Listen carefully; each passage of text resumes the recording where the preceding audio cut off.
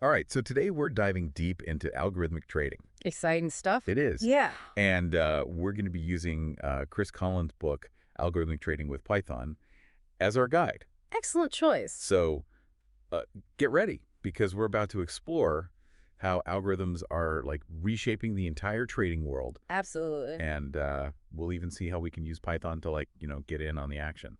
It's a really fascinating field, and what's amazing is it's becoming way more accessible. Oh, really? Yeah, it used to be like this exclusive club just for like Wall Street high-frequency traders and hedge funds. Right. But now, with tools like Python and the strategies we're going to talk about today, anyone can kind of get involved. That's incredible.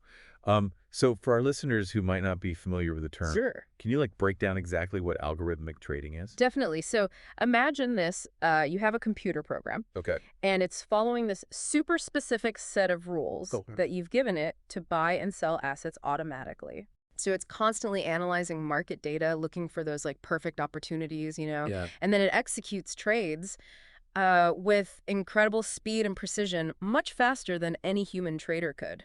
That's wild. I mean, it's like having a trading expert working for you 24/7. Exactly. So what would you say are the main benefits of using algorithms for trading?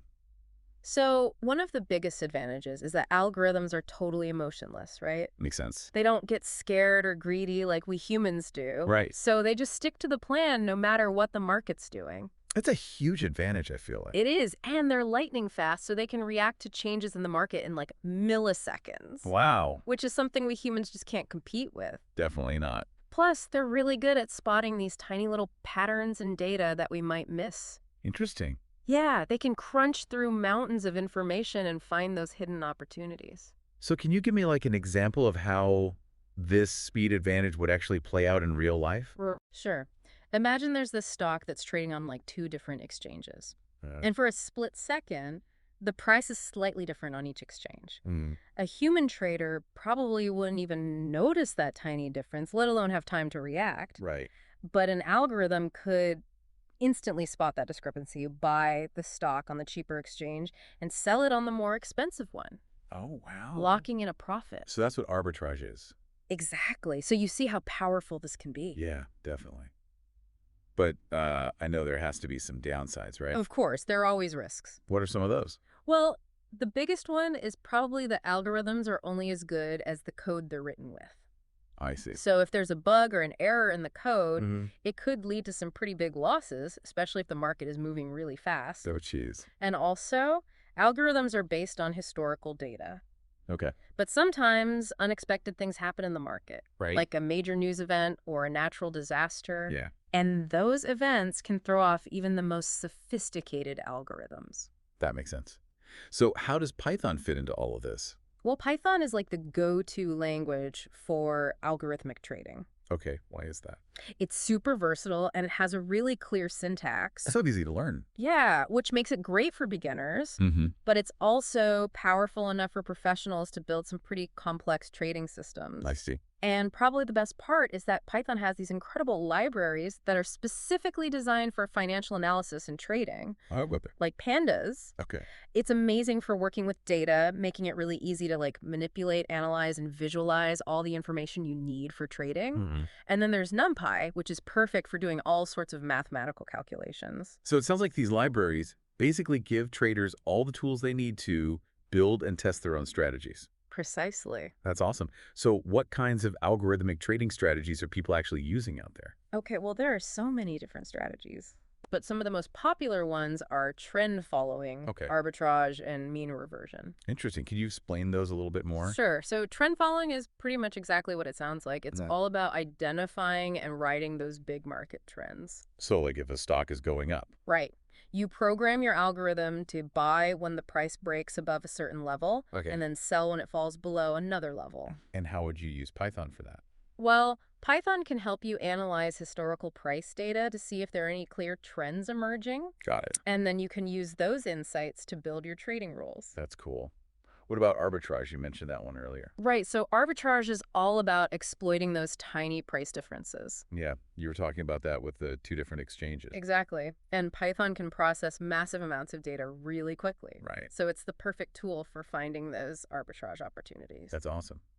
And then You said mean reversion was another popular strategy. Yeah, so mean reversion is based on the idea that prices tend to move back towards their average over time. Oh, yeah. So if a stock price suddenly spikes or drops really low, Mm. a mean reversion algorithm might buy or sell depending on whether it thinks the price is going to bounce back up or down. And Python can help with that too. Definitely. Python's statistical analysis tools can help you figure out what the average price has been historically, Right. and then you can use that information to set your trading rules. Wow, this is all so fascinating. I'm actually kind of getting excited to build my own algorithm. It's really fun, and it's not as complicated as you might think. So where would I even begin? All right, well, the first step is to figure out exactly what your strategy is going to be. Okay. So, what kind of trades do you want to make? Mhm. What are your entry and exit rules going to be? Oh, she's- Once you have a clear idea of your strategy, then you need to gather all the data you'll need to test it. And how do I do that? Python has some really great libraries for collecting market data. You can pull in historical prices, real-time quotes, all sorts of stuff. Mhm. Once you have your data, you'll need to backtest your strategy. Which is basically like a test run. Exactly. You're using historical data to see how your algorithm would have performed in the past. Makes sense.